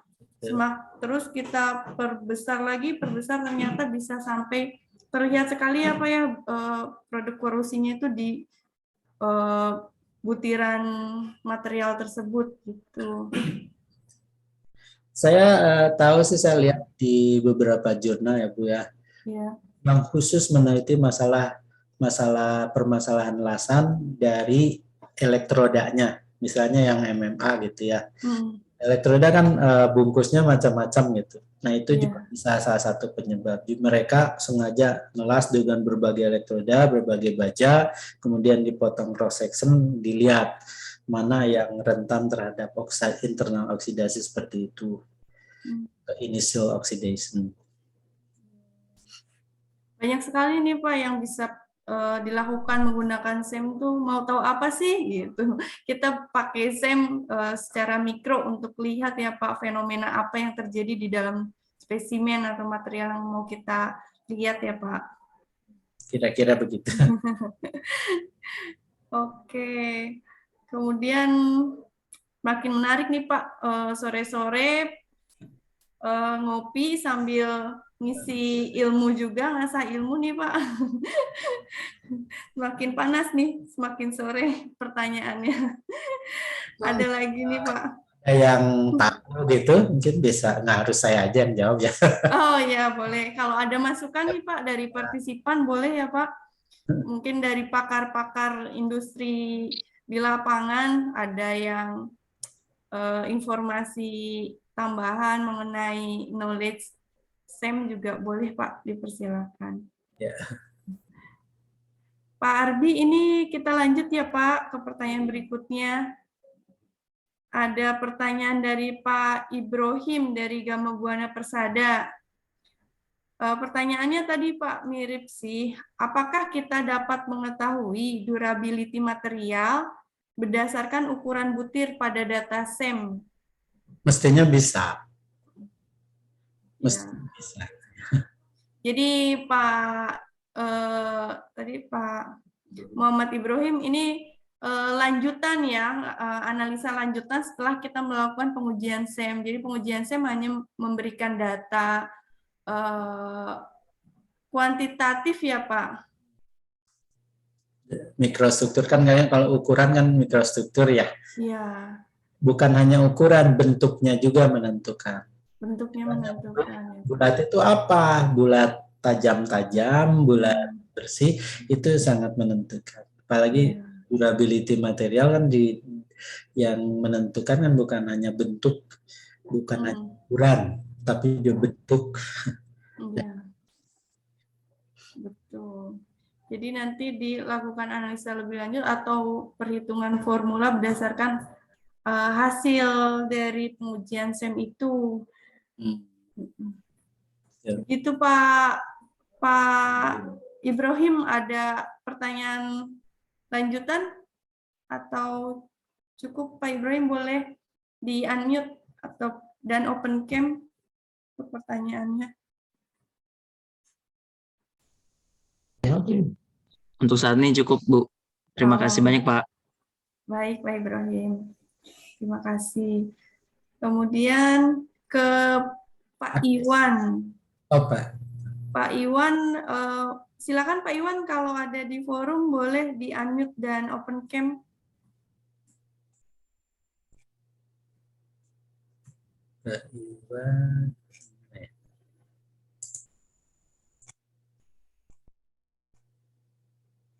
Nomor berapa, Bu? Oh, Pak Iwan yang ada ya. Izin bertanya, seberapa detail akurasi SEM untuk karakterisasi material berpori? Akurasi nih Pak katanya. Oke. Berapa detail akurasi? Kalau misalnya yang dimaksud itu optis ya, pengamatan gitu ya. Itu cukup akurat, tapi sampai misalnya kalau porositasnya itu sekitar minimum ya, sekitar 10 apa 20 nanometer lah. Itu masih bisa terlihat bagus. Besarnya, posisinya, sebarannya, semua bisa terlihat dengan baik. Tapi kalau misalnya itu terlalu kecil lagi ya Pak? Kalau kecil misalnya di sekitarnya di bawah 10 itu udah agak sulit karena resolusi SEM ini saya bicara SEM umum ya. Tapi kalau misalnya Bapak Ibu datang ke sana, SEM yang menggunakan field emisi itu terlihat sampai ke mungkin 3 nano aja masih terlihat. Oh, karena tadi ya Pak beda bentuk filamen ujungnya ya Pak? Ya, beda sumber elektronnya. Tapi beda sumber elektron itu bisa menentukan harga sampai beberapa. Pastilah Pak, sebanding sama hasil ya Pak. Ya. Tanya kalau ada kerusakan, karena di kita kan itu menuntut stabilitas yang makin tinggi kayak field emisi, itu kan harus stabil sekali. Terus di vakumnya harus bagus sekali. Karena kalau vakumnya nggak bagus, misalnya oksigen masih ada, dia oksidasi si filamennya. Karena dia kan tipnya itu kecil banget ya, sampai berapa nano gitu ya, 100 atau 50 nano. Jadi rentan banget terhadap oksidasi. Jadi nanti akan menurunkan kualitas bisa sampai ke kualitas yang biasa. Kayak yang tadi pakai wolfram aja ya Pak.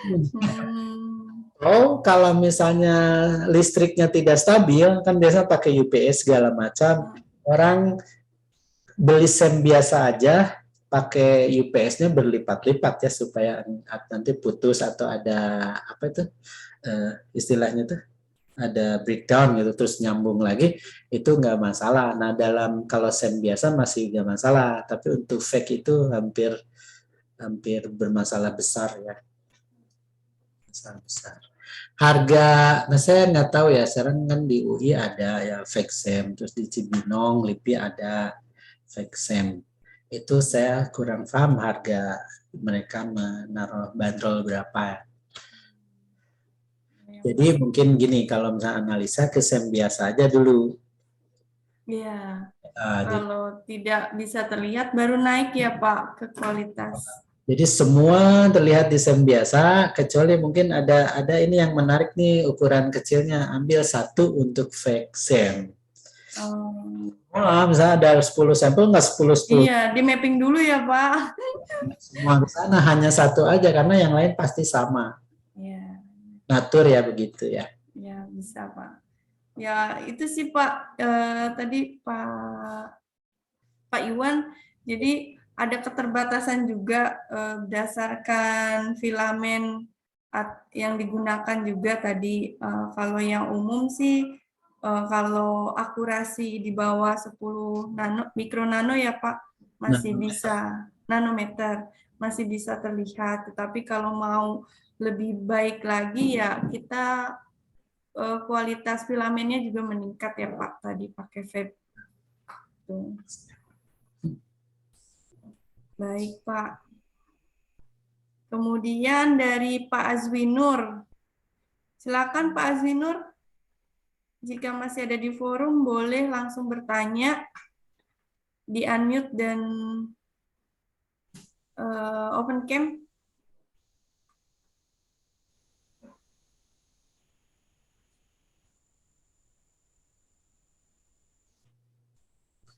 Ini bukan pertanyaannya menggunakan SEM bisa tidak melihat betul. pada fusion line antara bisa. Ya. Ada contohnya ya. Ya, boleh Pak kalau ada contohnya ya Pak, di show aja ya. Yang tadi sebentar.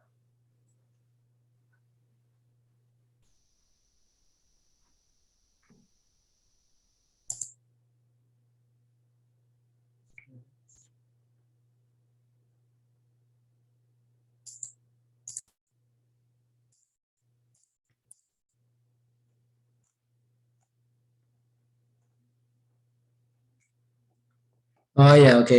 Di sini kurang jelas ya. Ternyata saya nggak ada.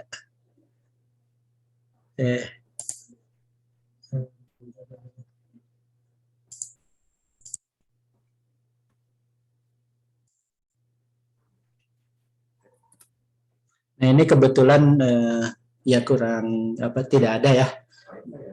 Tapi fusion line itu dia cukup lebar sih untuk SEM ya. Mungkin sekitar ukuran 10 mikro. Ini kalau lihat bar ini kayak ini misalnya. Di sini ini batas antara martensit, ferrit itu ya.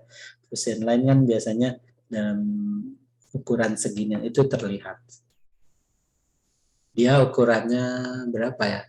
Ya tergantung dari material, lasannya itu menurut saya sih sekitar antara 5 sampai beberapa mikron ya. 10 mikron jadi terlihat sih di dalam SEM. Ini tuh perbesarannya kecil. Saya ambil contoh seperti ini misalnya. Nah ini tuh, atau inilah perlit. Perlit itu kan di dalam metalografi hitam saja, kelihatan dia hitam. Terus di optik ya, di SEM dengan perbesaran 20.000 kali bisa terlihat lamelanya. Ini 20.000. Biasanya standar di baja ya sampai grain boundary terlihat begini, ini sekitar 2.000 kali perbesaran. Sedangkan SEM sendiri bisa sampai untuk yang AVI misalnya bisa sampai 300.000 kali perbesaran. Jadi masih berlipat. Jadi bisa sampai hanya melihat ini aja di sini. Di Fusion Land akan terlihat dengan jelas. Ya, ini pertanyaan mirip sama yang tadi ya Pak ya, yang mengenai welding, area welding. Betul.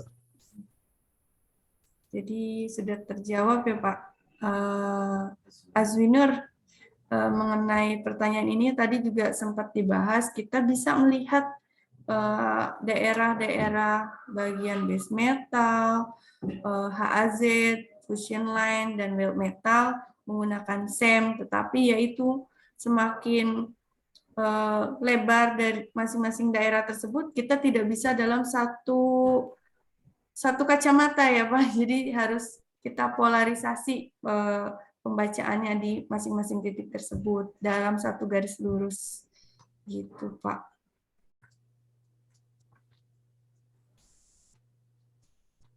Oke Pak, kemudian kita lanjut ke pertanyaan berikutnya Pak. Ini ada dari Pak Adi Prasetyo. Harga itu uji SEM. Iya, harganya. Oke, kalau harga Kisaran mungkin ya Pak ya, kisaran ya umumnya Pak Adi kan ditentukan sama alat. Kenapa uji SEM ini bervariasi ya? Tidak seperti biskota. Oh, biskota juga kadang-kadang bervariasi, tapi untuk jurusan yang sama biasanya sama. Kalau SEM itu tidak, karena misalnya SEM yang tua sama tem yang baru itu lain. Terus misal apakah di lab yang ini ada ahlinya, misalnya ahli metalurginya, tapi harus dia ahli metalurgi elektron mikroskopi ya. Itu atau enggak biasanya agak lebih mahal karena dia ngasih konsultasi, dan dia ngasih saran-saran, terus dia ngasih analisa. Nah, kebanyakan yang murah misalnya sekitar 400, ada sih 400.000 ya. 400.000 per titik ya Pak ya? Per sampel. Per sampel. Oh, per sampel. Tapi per sampel memang nantinya per lokasi ya. Ya, dibatasi beberapa lokasi gitu mungkin ya Pak. Artinya misalnya foto dapat 3 atau 4, terus X-nya dapat 3 posisi atau gimana gitu ya di posisi itu ada. Tapi ya nanti Bapak Ibu dapat hasil ya itu di dalam misalnya CD, nah, semua harus interpretasi sendiri. Kadang-kadang buat yang tidak biasa nggak bisa bedain tuh mana lubang atau presipitasi karena sama-sama hitam. Iya. Ya itu biasanya yang ngasih jasa itu lebih mahal. Terus kalau alatnya tadi misalnya apakah FXM apa bukan itu juga lebih mahal gitu. Terus biasanya struktur biaya jasa SEM ini apa saja? Biasanya satu ya. SEM itu satu ya. Nanti dapat fotonya, dapat komposisi kimianya. Saya nggak tahu, kalau dulu sih ada sih dibedain, saya mau fotonya aja mikrostruktur, tapi unsur kimianya enggak, jadi bayarnya berapa. Kalau sekarang pokoknya nanti Bapak Ibu ngasih sampel, dia akan diambil fotonya, diambil EDS-nya segitu gitu. Ya, tapi nggak tahu, ada juga yang dipisahin. Mungkin. Terus apakah pengujian dengan SEM ini bisa dilakukan secara in situ? Bisa. Oh, bisa. Oh, saya tatar. Mau lihat? Mau dong, Pak. Kalau dikasih lihat mau, Pak. Ada di situ ya. Kemarin ada pelatihan gimana ya? Masih ada waktu kan? Masih, Pak. Sampai jam 15.50 ya, Pak Fajar. Oh, ya. Banyak ya. Aduh.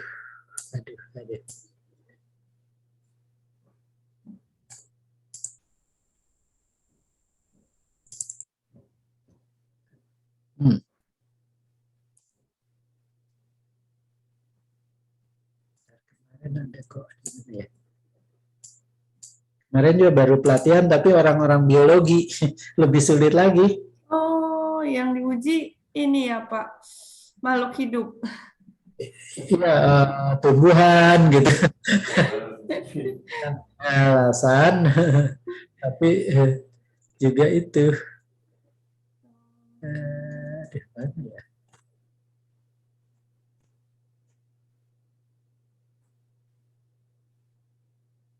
Mungkin sambil jalan ya, saya harus mungkin sambil ini dulu lanjut dulu apa gitu Boleh, Pak. cari nih. Jadi mungkin Bapak-Bapak kan ini sambil masih jam kantor juga, jadi masih sambil kerja juga, tapi sambil mendengarkan materi ya Pak ya. Oh, iya. Yap.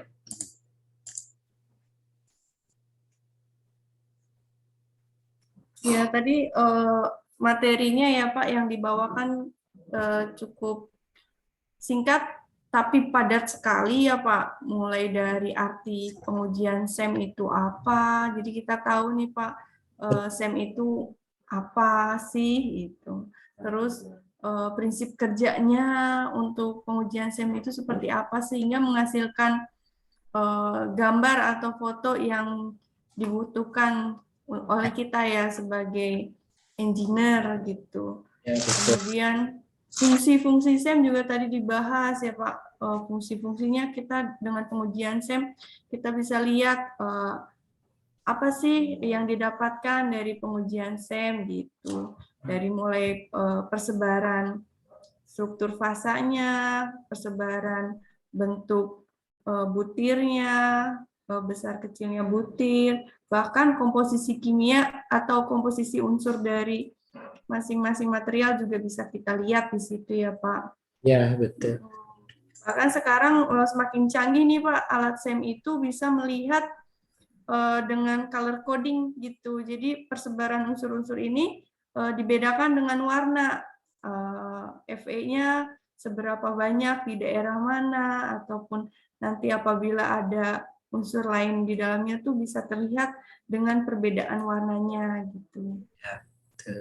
Jadi banyak sekali sih Pak yang kita dapatkan ya Pak dari pengujian SEM, apalagi sebagai metalurgis atau engineer di lapangan, pengujian SEM ini banyak memberikan informasi gitu Pak. Untuk bahkan failure analysis pun kita bisa dapat banyak data dari pengujian SEM untuk kita analisa lebih lanjut gitu. Tadi contohnya bahkan malah baut ya Pak yang secara kasat mata tuh tidak terlihat, ternyata secara mikro sangat mikro bisa terlihat gitu. Iya, betul. Betul. Nah Oke. ini ya Pak contohnya. Ini contoh contoh apa?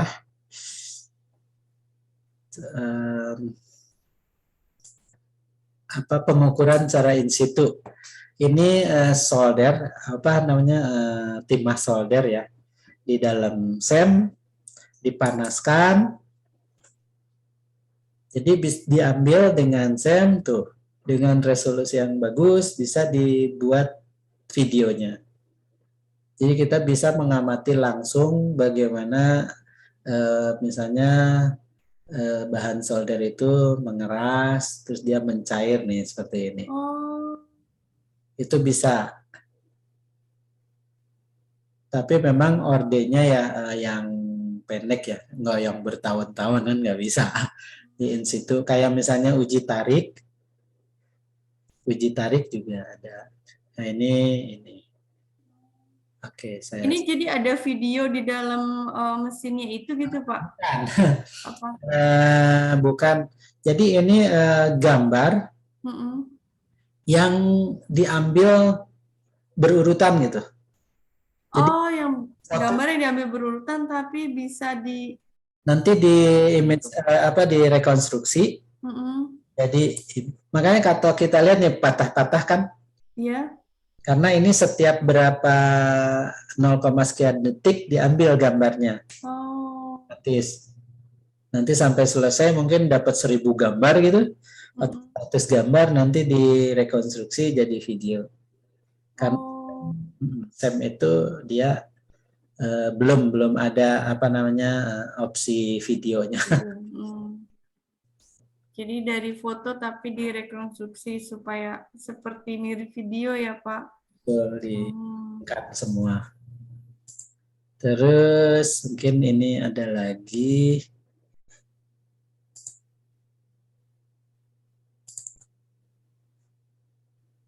Sudah berubah ya? Ini? Sudah, iya berubah Pak. Kalau ini garam. Mm-mm. Bisa dipanaskan, NaCl, dia terlihat meleleh, kemudian dia rekristalisasi. Ketika didinginkan lagi, ini semua cair, kemudian direkristalisasi, didinginkan, terjadilah rekristalisasi dengan bentuk yang lain. Wow. Sama seperti lasan juga kan rekristalisasi, pembentukan martensit, bainit atau apa, atau fusion lines, di sana bisa terlihat sih. Tapi kan ngelas di dalam SEM, nah itu mungkin nggak bisa ya. Mungkin proses oksidasi bisa. Iya, oksidasi ya Pak. Menarik. Wow, iya menarik sekali nih Pak, bisa. Nah, uji juga mungkin nanti saya harus cari. Ini juga saya baru tahu nih Pak, jadi inputan baru. Jadi tahu fungsi lain dari SEM ya, secara iya ya, rekonstruksi foto tuh bisa jadi mirip video.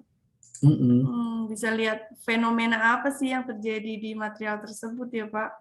Ya, kira-kira begitu. Luar biasa nih. Ya. Ada itu uji tarik tapi terpisah, rupanya harus nyari lagi. Ada di laptop saya pakai. Oke, begitu. Terus selanjutnya? Lanjut nih Pak, ada Bu Yana Mulyaningsih. Iya. Silakan kalau ada Bu Yana mau menyampaikan langsung bisa Bu Yana. Open cam dan unmute. Mana ya Bu Yana ya?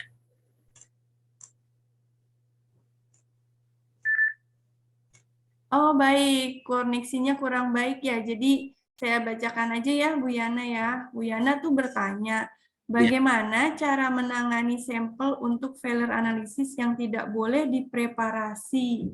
Waduh. Sudah. Itu iya tuh Pak. Kayak itu seperti tadi baut itu nggak dipreparasi. Jadi yang menentukan besar Pak, besar sampelnya sih. Besarnya ya Pak ya, ukurannya ya Pak. Ya, saya ada contoh mana yang besar ya. Boleh tidak dipreparasi Bu Yana, tapi harus diperhatikan ukurannya supaya bisa masuk ke dalam chambernya itu ya Pak. Ya betul. Karena ada keterbatasan ukuran untuk masuk chambernya, spesimennya. SEM yang di FEI itu sebesar ini aja bisa masuk. Ini nggak harus dipreparasi. Oh, besar juga ya Pak ya, sebesar telapak tangan ya Pak ya. Mungkin maju lagi Pak, kalau di belakang. Nah iya, ini ya. Belakang agak. Ini kan nggak boleh dipotong-potong, toh saya mau melihat ini misalnya kita masuk SEM. Oh. Jadi yang menentukan sih dimensinya. Dimensinya ya. Kalau masalah preparasi tidak, itu tidak pengaruh. Kebanyakan SEM itu tidak dipreparasi, Bu. Justru tidak dipreparasi apa ya? Ya, karena apalagi yang failure analysis kan disentuh aja nggak boleh. Ya, harus sesuai dengan bentuk aslinya ya Pak, spesimen. Ya, begitu Bu Yana Mulyaningsih. Mungkin cukup menjawab ya Bu Yana untuk pertanyaannya dari Bu Yana. Ya, baik. Ini ada 2 pertanyaan lagi, Pak. Ya.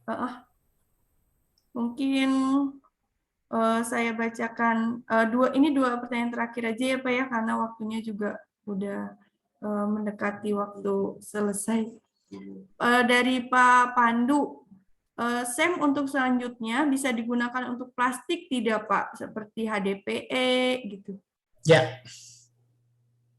Bisa ya Pak ya? Mau apa? Selama tadi apa ya? Tidak berfasa liquid ya, semua solid, benda solid masih bisa ya Pak? Betul. Oke, ini saya agak dibesar-besarkan ya, karena orang SEM. Gini, ada permasalahan di material. Jadi pada dasarnya SEM bisa semua kecuali yang basah, tapi SEM itu ada keterbatasan di sampel yang non-konduktif. Oh. Kalau sampelnya non-konduktif, dia sulit untuk dianalisa karena tapi bisa. Nah, sekarang SEM-nya udah canggih-canggih, bisa low vacuum. Ada alat bantu gitu ya, Pak? Ya. Nih, saya mungkin nggak tahu bisa tunjukkan nggak. Jadi karena dia non konduktif, dia jadi apa namanya? Ya dia jadi dia gambarnya tuh biasa terganggu. Tapi biasanya kita coating, kalau untuk plastik di coating dengan bahan yang konduktif seperti emas, platina, atau karbon. Nah, ini mungkin saya tunjukkan. Ya, boleh Pak. Biar seru. Seru banget Pak kalau ada gambar. Ini.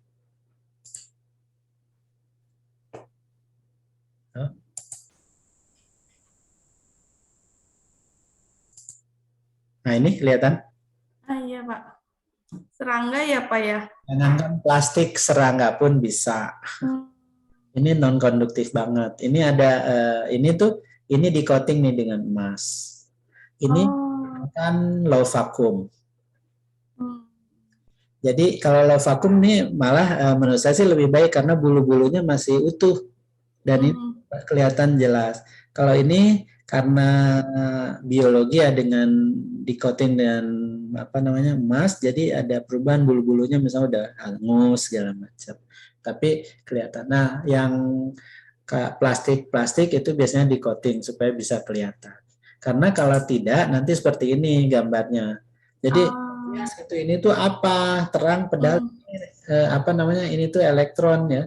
Elektron yang numpuk nggak ini kena ground karena dia non konduktif. Jadi harus di coating supaya dia seakan-akan konduktif permukaannya. Atau dia pakai ini misalnya salah satunya beam deceleration atau low vacuum kalau ini ya.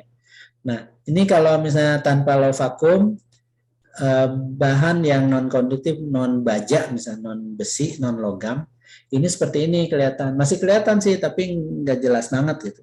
Tapi pakai low vacuum kelihatan. Ini nggak di coating. Ini sama barangnya. Sama, tapi vakumnya yang dibedakan ya Pak, menggunakan low vacuum. Lebih bagus. Betul. Kayak ini misalnya. Mana ya? Nah ini untuk karet. Biasanya di otomotif banyak karet misalnya. Ini bisa terlihat dengan jelas. Piring bisa terlihat dengan jelas. Ini piring kayak sepele tapi masalah besar. Terus misalnya di ampul tidak boleh ada defek. Ternyata di dasarnya ini ada defek. Ini dengan SEM juga. Ini sulit. Kaca itu sulit sama SEM, tapi masih bisa kita analisa. Gitu. Rambut bahkan jelas. Lagi ya Pak rambut. Jelas sekali. Ini buat iklan sampo nih Pak biasanya. Ini waktu di Aachen. Ini order dari Prancis, dari Paris, dari L'Oreal, dari lab-nya, mereka sedang mengembangkan zat baru untuk sampo tertentu gitu. Nah, kan. Sehat misalnya rambutnya seperti apa sebelum sesudah. Ini rambut sehat ya. Tuh. Pak, bukan hanya bidang pengelasan ya Pak, tapi masih banyak lagi nih. Gitu. Iya. Kalau yang nanoteknologi misalnya bisa. Ini karbon nanotube. Atau di misalnya semikonduktor bisa ini chips ya. Gitu. Siap, Pak. Ada gambar jadi semua membayangkan gambar yang sama gitu Pak. Terbantu visualisasi. Oke Pak, karena waktunya sudah terbatas ya Pak, sesuai dengan schedule kita. Mohon maaf tadi ada satu yang belum jawab, tapi itu tadi sebetulnya Pak Kristanto sudah Udah ya? ya banyak pertanyaan sebelumnya gitu. Jadi dari sesi materi dan tanya jawab kita cukupkan sampai di sini. Kemudian kita lanjut ke sesi berikutnya adalah foto bersama. Jadi mohon semuanya dibuka kameranya, menggunakan boleh kalau bisa menggunakan background yang sama ya. Ya, kita foto bersama dulu dan open kameranya. Oke, semuanya. Mari membuka kamera dan foto bersama. Oke, semua melihat kamera. 1, 2, 3. Oke, bagian kedua. 1, 2, 3. Oke. Ya, kemudian acara berikutnya nanti ada pengundian door prize dari 3 pertanyaan terbaik ya Pak Fajar, nanti akan dibacakan. Sebelumnya kami berterima kasih banyak kepada Pak Arbi Dimyanti sebagai narasumber kita hari ini. Sangat bermanfaat ilmunya, sangat tercerahkan tentang SEM di dunia industri pengelasan dan juga tadi terkait bidang yang lain juga. Terima kasih banyak atas waktu dan ilmunya dari Pak Arbi. Kemudian terima kasih banyak juga kepada partisipan yang sudah hadir di sore hari ini, meluangkan waktunya untuk bisa menambah ilmu juga yang kita sampaikan. Terima kasih banyak atas partisipasinya. Semoga kita diberikan kesehatan selalu, dimudahkan dan dilancarkan dalam kegiatan sehari-hari. Sebelum kita tutup, marilah kita membaca Alhamdulillah sebagai rasa syukur kita untuk hari ini. Alhamdulillahirrahmanirrahim. Wassalamualaikum warahmatullahi wabarakatuh. Waalaikumsalam. Waalaikumsalam Terima kasih Bu Devi untuk penutupannya. Dan untuk door prize ini saya umumkan saja ya Bu Devi untuk pemenangnya. Jadi untuk pemenang door prize yang pertama yaitu adalah Pak Pandu. Nanti Pak Pandu Santoso nanti door prize-nya akan kita kirimkan ke alamat yang sudah di-input di G-Form ya Pak. Dan yang kedua ada Pak Kris Nugroho. Selamat Pak Kris Nugroho akan mendapatkan merchandise Welding Study Center nih Pak. Nanti akan kita kirimkan juga ke alamat. Dan yang ketiga ada Muhammad Ibrahim dari PT Gama Buana Persada. Oke, nanti Pak Ibrahim kita kirimkan merchandise WSC ke alamat yang ada di G-Form. Oke, mungkin itu 3 pemenang door prize pada webinar kali ini. Kesempatan tidak tertutup, masih ada webinar-webinar berikutnya. Nanti akan kita bagikan lagi door prize yang lebih menarik dan tentunya judul-judul lebih menarik supaya bisa menambah ilmu dan wawasan kita. Mungkin sekian dari saya. Bu Devi, apa ada yang ingin dibicarakan lagi Bu? Cukup Pak. Oke, kalau begitu saya tutup. Pak Arbi, terima kasih banyak. Pak Arif dari Multi Devi dan CMIAM, terima kasih banyak semuanya yang telah menyisihkan waktunya. Wassalamualaikum warahmatullahi wabarakatuh. Selamat sore semuanya. Selamat beristirahat. warahmatullahi wabarakatuh. Terima kasih Bu Devi, Pak. Terima kasih Sama-sama Pak Arbi, Arbi. terima kasih. Bu Devi, makasih Mas Fajar. Terima kasih Pak Z sudah ikut partisipasinya Pak. Sama-sama Mas Arif. Ya, izin live. Iya Pak Ya, Anjar. Pak Anjar. Waduh. Pak, terima kasih. Terima kasih. Pak Ai, terima kasih Pak Ai. Iya, terima kasih banyak Ibu Bapak. Sama-sama Mas Ibrahim.